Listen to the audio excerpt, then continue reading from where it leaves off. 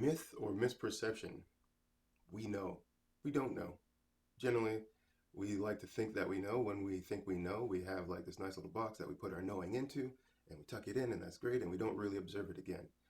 However, this is extremely dangerous. For one, the fact that you think you know causes you to become complacent with that thing and lack the appreciation for that thing over as time goes on, especially if it's a consistent thing.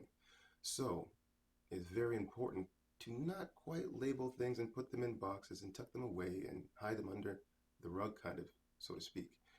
Um, Another great challenge of this kind of thing is we can call something a flower. So, a flower is a plant that resides in nature. Okay, well, a plant can also be a molecular structure of the atoms of this growing thing. It can also be a beautiful thing. It could be something that smells great. It could be something that brings joy. It could be something you give to your wife, children, or husband. It can be a sad thing. It could be a happy thing, but we like to call it a flower. So as you can see, you can't completely describe a flower, although you could talk about the symbol of a flower, and that seems like the whole thing, but it's never close to the whole thing. So it's just our idea of what we all in this culture believe a flower to be.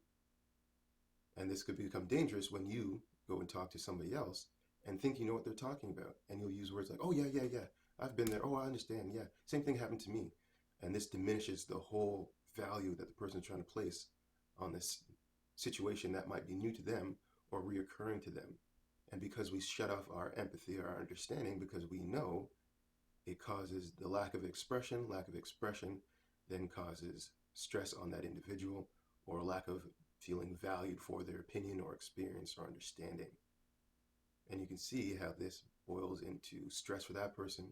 And eventually, when something is not heard long enough, like a volcano, it will erupt violently, shaking the world around it, quaking things and shattering things to asunder or throwing them apart or all these other kind of things. And we don't want to do that to somebody. It's not a great experience to have yourself. So why would you want somebody you possibly care about to have that same experience? Hmm. So next time you think you know, realize you don't know and listen like you're hearing it for the first time. And you'll be surprised at all the things that you didn't know.